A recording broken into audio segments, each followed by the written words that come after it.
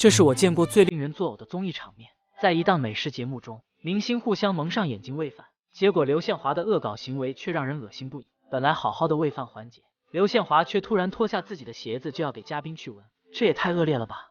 一旁的主持人赶紧把刘宪华扯到一边，可怜的嘉宾毫不知情。结果刘宪华又把袜子脱了下来，假装食物提到嘉宾面前，蒙着眼的嘉宾被熏得都要吐了。没想到刘宪华接下来的行为更是过分，他伸出自己的脚，并在脚趾头上撒上调料，直接塞进了嘉宾的嘴里。这画面别提有多恶心了，场上的所有人都在大笑，真是恶心的连去年的年夜饭都要吐出来了。嘉宾却察觉到了不对劲，刚才我吃到干皮了，死皮！无奈嘉宾咖位小，也只能是敢怒不敢言。有不少网友认为刘宪华的行为是对他人的不尊重，也有人表示只是节目效果，拿低俗当有趣，拿低级当乐趣，无脑秀下线，可一点也不好笑。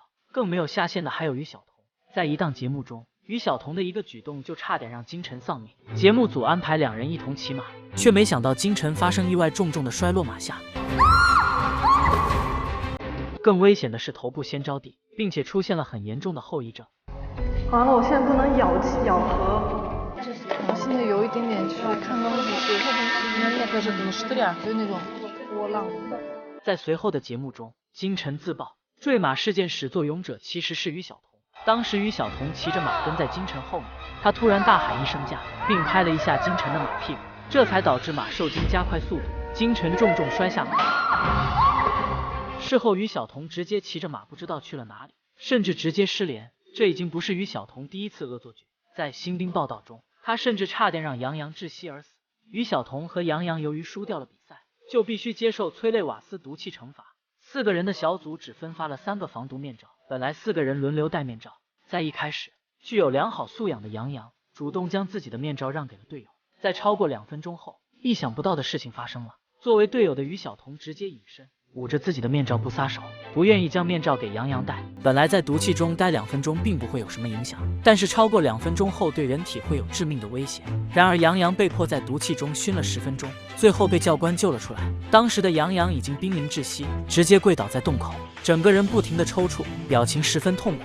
而于晓彤就在一边冷漠围观。就是这次经历，受到毒气侵害的杨洋从此留下了咳嗽的病根。别人上综艺要钱，和于晓彤一起上综艺要命啊！综艺里的明星能有多奇葩？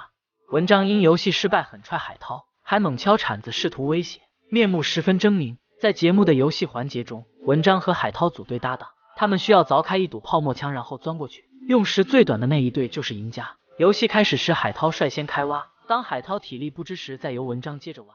小宇宙爆发的文章迅速的挖出了一个洞，接着文章示意海涛钻过洞去。由于洞挖的太小，海涛有些犹豫，文章瞬间就急了，无奈之下海涛只好开始钻，但是由于海涛的体型过于庞大，直接就卡在了墙里。文章当即绕到海涛身后，抬起脚就踹向了海涛的屁股，但海涛的位置还是纹丝不动，而另一组却早早的完成了任务。海涛赶紧解释道：“这个太小了，我穿那个肯定能过去。”文章一下子就怒了：“你的意思就是我挖的小了呗？”不仅如此，恼羞成怒的文章又挥舞起了他的铲子。哎呦哎呦！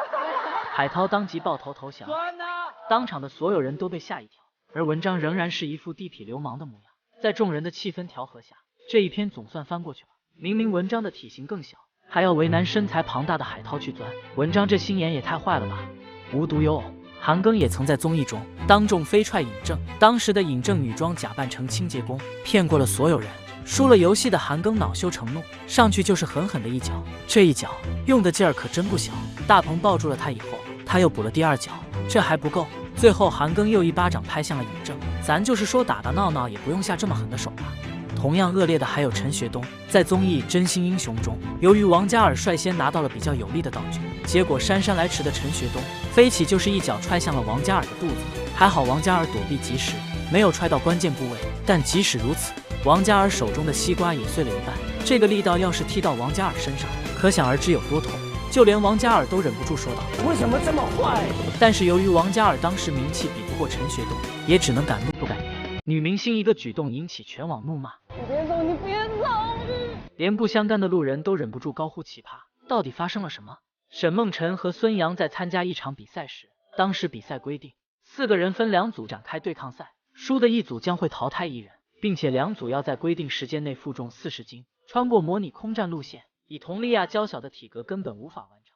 沈梦辰和作为运动员的孙杨一组，他们的优势则十分明显。不想佟丽娅被淘汰的沈梦辰，却开始试图劝服队友放弃比赛。你想丫丫淘汰吗？而作为运动员的孙杨显得十分的理智。那如果打仗要取舍，没有说服孙杨的沈梦辰就又有了别的想法。在游戏中，孙杨负重64斤跪地艰难前行时，本该给队友减轻负重的沈梦辰，非但没有帮助队友，还死死地拉住了孙杨的手，不让孙杨继续前行。走开，别拦！而孙杨只想尊重体育精神，把任务完成。可无论孙杨怎样拼命挣扎，沈梦辰都依然不撒手。你别走，你别走！已经精疲力尽的孙杨不仅要拖着64斤的重量，还要拖着沈梦辰和他的负重艰难前行，但他却依然没有放弃，咬着一口气往前跑。眼看孙杨没有停下来，沈梦辰一边死死地盯着计时器，一边紧紧地拽着绳子拖住孙杨，直到确认无法超越佟丽娅一组时，他才放心松开手。本来可以赢得胜利的孙杨忍不住大哭了起来。这应该是大白羊长这么大第一次有人敢拦着让他拿第一把。最后违背军队精神的沈梦辰则被部队严肃处理，遣返回家。他这一行为在网上引起热议，有人说他和佟丽娅姐妹情深，也有人说他只是想炒作博出位。这样的观点，你们同意吗？